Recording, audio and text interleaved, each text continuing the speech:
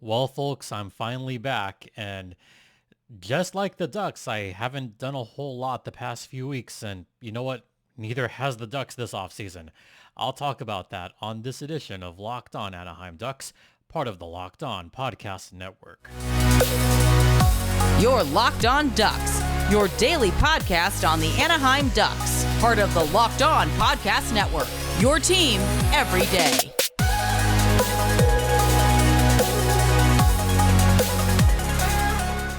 Welcome to Locked On Anaheim Ducks, part of the Locked On Podcast Network. I'm your host, Jason J.D. Hernandez. I've been covering hockey for well over a decade, and this episode is brought to you by the Gametime app. Download the app, create an account, and use code LOCKEDONNHL for $20 off your first purchase. Terms apply. Download Gametime today. What time is it? Game time.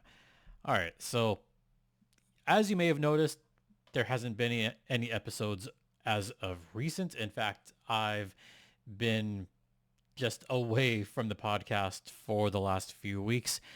I'll explain why at the end of the show, but just some stuff going on, just some medical stuff, but I'll talk about that at the end of the episode. But just want to rest assured that I'm okay, and I will try to at least get a few podcasts out before the official start of season 6 of Locked On Anaheim Ducks. Yeah, I can't believe it. We're entering season 6 of Locked On Anaheim Ducks. And yeah, in those 6 seasons, not a whole lot has happened. And just like me not being around and not doing a whole lot on this podcast, the Ducks haven't done a whole lot on free agency, on the trade market. They haven't done a whole lot this offseason. And what's frustrating about it is that Pat Verbeek, in front of a lot of fans, pardon me, he said in front of a large crowd at the Pond, and this was right after the draft, where he said that they were looking for a top 6 forward and a top 4 defenseman. That's what they were looking at. None of that has happened. In fact, quite the opposite has happened, where we've had trade after trade, free agent signing after free agent signing, none of them going to the Ducks. I mean, the Ducks have made some moves, but they haven't really turned the needle. It hasn't really shifted anything in their direction this offseason. And I would say, I'm not going to say that's concerning, but maybe it's a little bit alarming simply because of if Pat Verbeek hadn't said that in front of a big crowd exactly 2 months ago, then you could see why it's a big deal for some people. You could see that. And I even posted this online because there's been some moves that have been made in the offseason. And I put this out to Twitter just a few days ago, and I had to do it, where this was after the Askarov trade. And all I said was, frickin' Sharks. Are they having a better off season than the Ducks? Yeah, they are. They absolutely are. And I actually haven't even read the replies yet. I know there's a bunch of them, and I'm just going to read this as is. Just first time reading this. So here we go. Are they having a better off season than the Ducks? Oh man, a Sharks guy said, yep, here for it. And yeah, by a long shot. We didn't really need to do much though. I'm going to both agree and disagree with that. The Ducks didn't need to do much, but they also needed to at least do something to get them at least closer.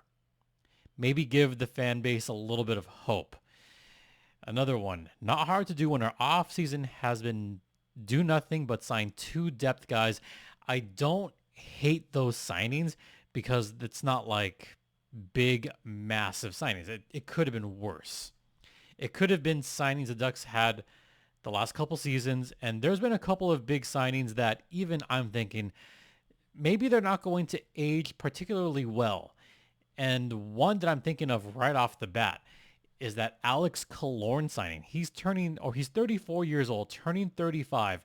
He's making 6.25 for the next 3 seasons.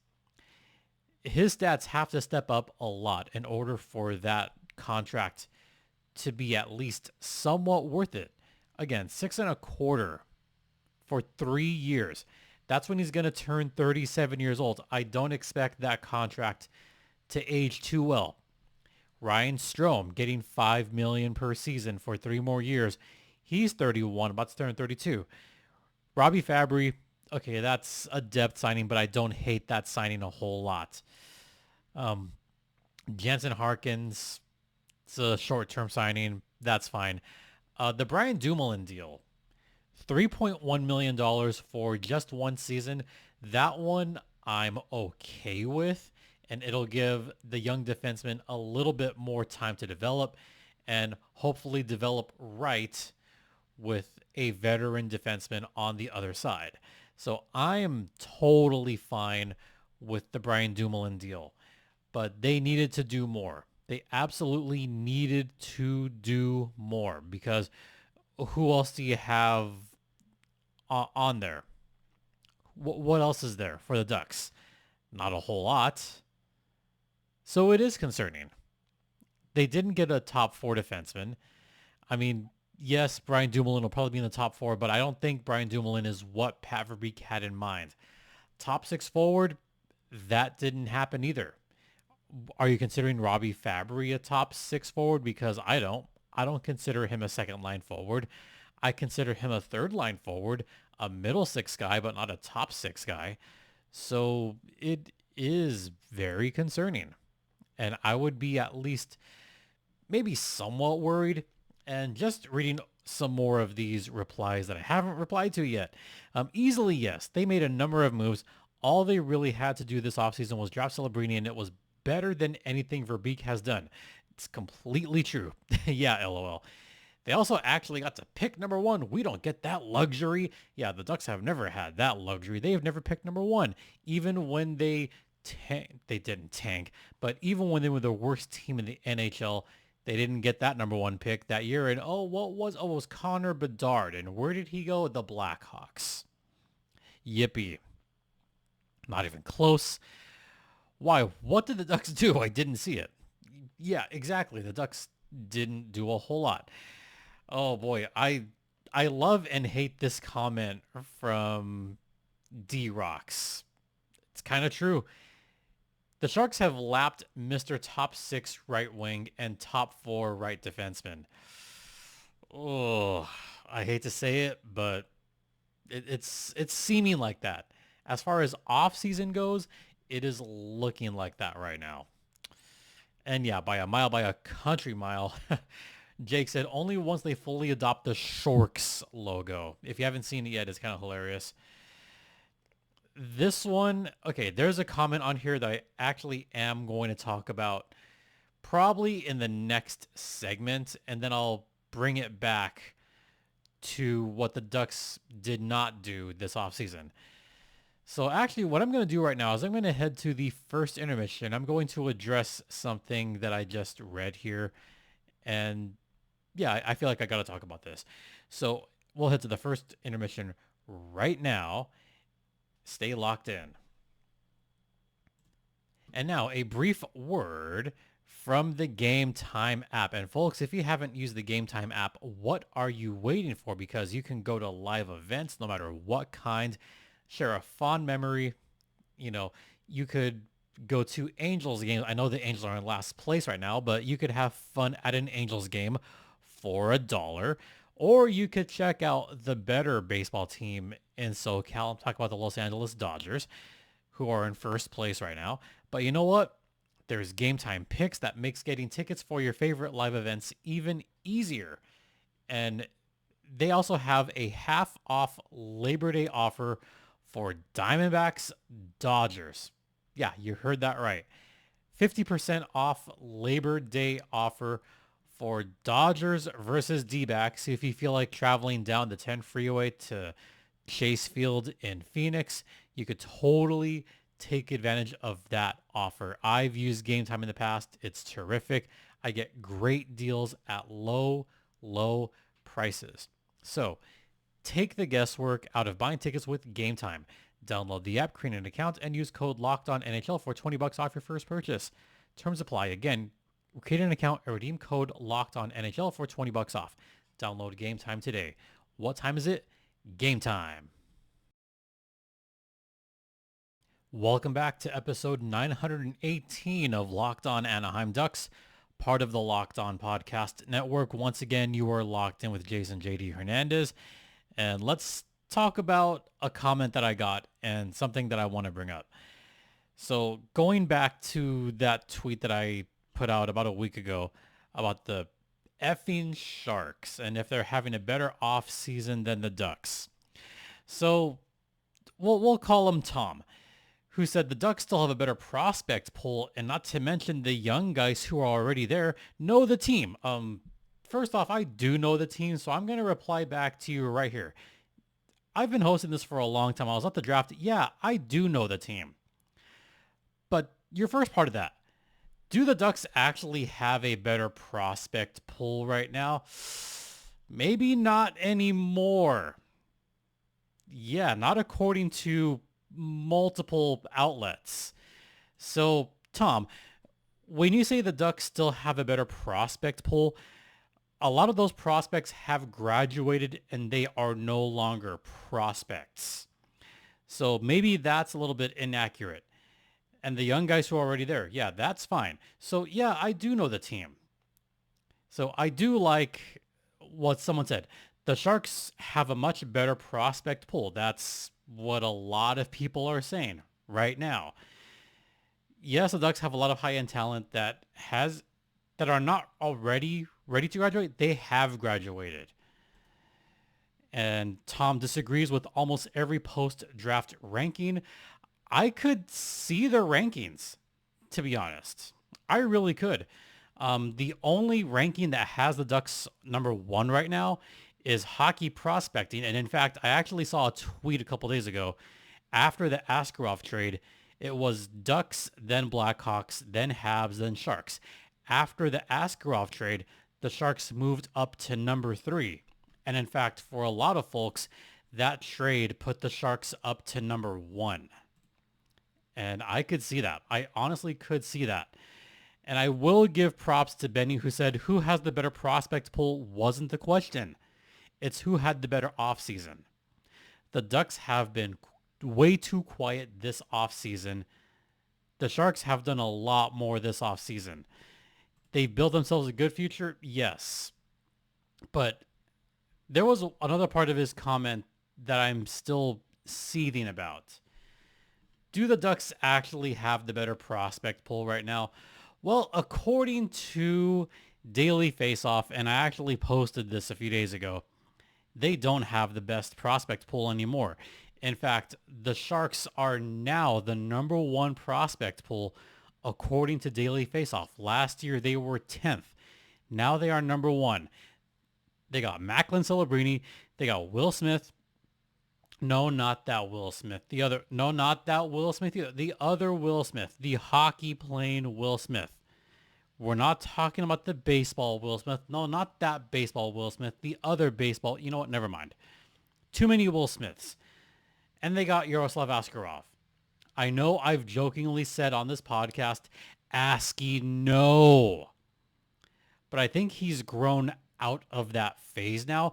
He had a pretty solid postseason for the Milwaukee Admirals this past year, and he's ready to take on a much bigger role. It kind of reminds me of Lukáš Dostal a few years ago, where Dostal had a couple of solid outings for the San Diego Gulls, had that playoff coming out party in 2021, I believe. And Askarov, he's had more of a coming out party. So he is ready to take on a bigger role in the National Hockey League. Number 2, the Montreal Canadiens. They were 9th before. Now they're number 2. They got Lane Hudson. They got David Reinbacher, which is a solid pickup. They got Demidov, which is another solid pickup. And looking at some of the clips from Demidov, he's going to be very good. The Ducks, for what it's worth, they are third on that list. They were third last year. They're third this year. They got Gauthier, Zels, Beckett, Seneca. They're still a top 3 prospect pool. They're still very good. Columbus was 4th, then Detroit, then Minnesota, Chicago, Buffalo, Seattle at number 9, and the Utah Hockey Club rounding out the top 10. The Ducks being number 3, that's fair. That's more than fair. And going into the elite prospects or the EP rink side, they put out their list of the top 100 prospects that are affiliated. Number 7 was Cutter Gauthier for the Ducks. So he's all the way at number 7. You got to go all the way down to number 18 to finally hit Beckett Seneca. That's how highly he's coveted in some prospect circles. And by highly, I mean not as high as some are saying, like, oh, he's a top 10. No, he's not even a top 15 prospect according to Elite Prospects. And they do kind of know what they're talking about there. I wouldn't have him as far down as number 17, 18, 19, but I would think he's a top 15 prospect right now. So, you know, it is what it is. As far as other Ducks on that list, I mean, there's those 2 Ducks that are kind of towards the top. And then after that, there's a major gap between who's there and who's next. And I'm even trying to find the next Duck there because, oh, there we go. Number 48, Stian Solberg. And I believe that's it. Solberg, I could see being that high. He was the most violent player in this draft, and good for the Ducks to pick him up. And rounding out the rest of this list, I do not see any more Ducks. So out of the top 100, the Ducks, as far as I know, they only have 3. And that's it. It used to be the Ducks would have 5 or 6 guys on this top 100, and I'm mistaken. They actually have 4 on here. Towards the end, Tristan Luneau in the high 80s, and then that's it. So 4 Ducks in the top 100, and that's it. They used to have a lot more, folks. They did. All right, we're going to head into the second intermission right now, and I'm going to just wrap this one up in a neat little bow. We will get to the conclusion of this podcast on the other side.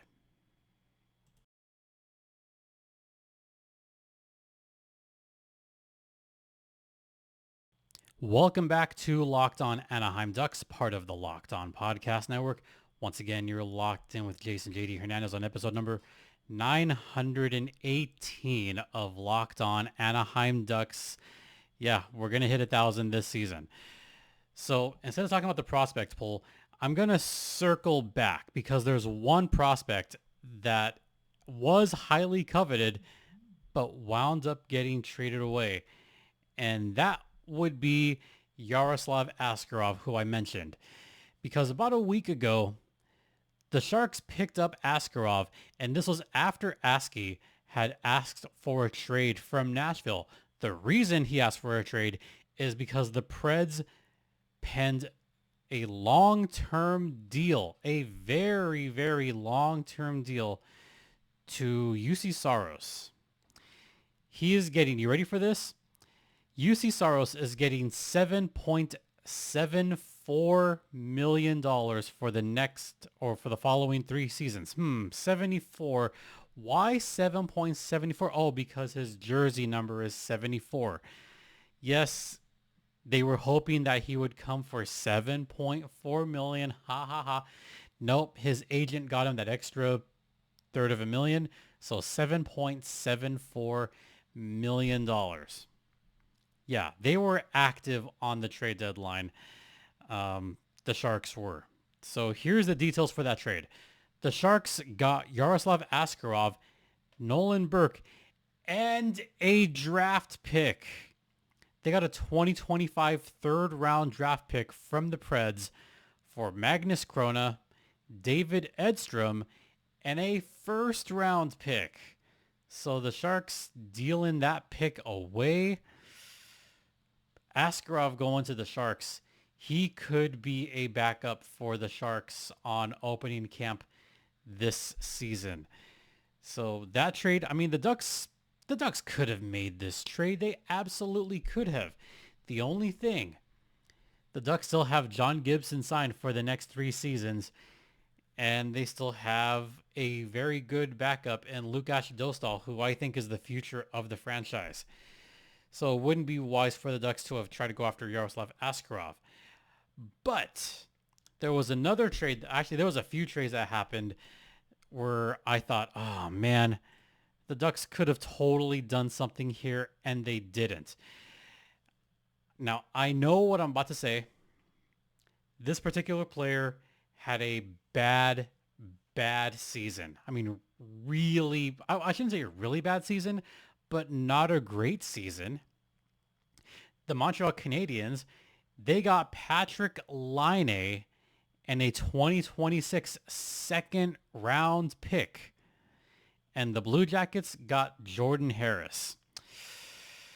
Yeah, I think the Blue Jackets may have gotten a little bit fleeced on this deal because Jordan Harris is a fine player and Patrik Laine has struggled, but to give up that second round pick in addition to that, that's going to hurt the Blue Jackets in this next draft. Mark my words, I think it's going to hurt quite a bit.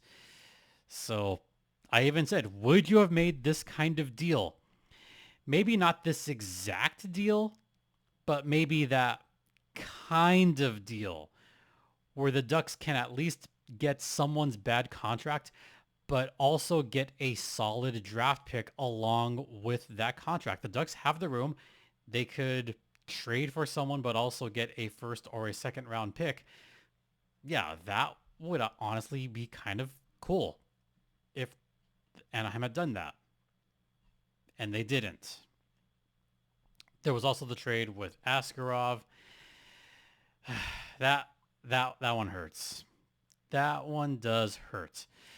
There was some other stuff that happened. I mean, there was the offer sheet that happened very recently regarding the Oilers and the St. Louis Blues. Yeah, so there was Philip Broberg, the offer sheet. There was an offer sheet still in Holloway. Both going to the San Luis Blues. Patrik Laine in a second. Maybe the Ducks didn't need to give up a whole lot to get that, but that deal was done. And the Ducks haven't done anything. Okay. Before we wrap up, I just want to talk to you guys for the next minute. So I have been in and out of the hospital for the last few weeks. It has been kind of a struggle on a lot of meds, and I'll just say what it is. So it's a blood clot. When I heard that, yeah, a little bit serious. And I wasn't actually going to talk about that, but, you know, I'm already here. I'm just, you know, may as well just let it out. When I first heard that, yeah, it was a little bit scary. So just want to, for those of you that did send some messages, I want to thank you for your well wishes. So that's actually what has been going on is I've been in and out of the hospital, wound up with a pretty gnarly hematoma. And that resulted in a pretty bad injury. And the complication from that was a clot. So just want to at least keep you up to date as to what's been going on and why there hasn't really been much of a show. Look, when you take a lot of meds, it completely drains you. Some of you get it. So just want to thank you for some of you that had some kind words. Really appreciate it. All right, that's going to do it for this podcast. Once again, thank you so much for watching. Thanks for listening. Don't forget, this podcast is free and available across all platforms, including Stitcher, Spotify, Apple Podcast, Google Podcast. You can find me on Twitter X at StimpyJD. The show's Twitter X is at LO_Ducks. You could email me at lockedonanaheimducks@gmail.com. And once again, thank you all for your continued support. It is so greatly appreciated. For Locked On Anaheim Ducks, I'm Jason JD Hernandez saying have a great rest of the day. Please remember to be safe out there. Please be safe out there. Please be kind to one another. And Ducks fly together.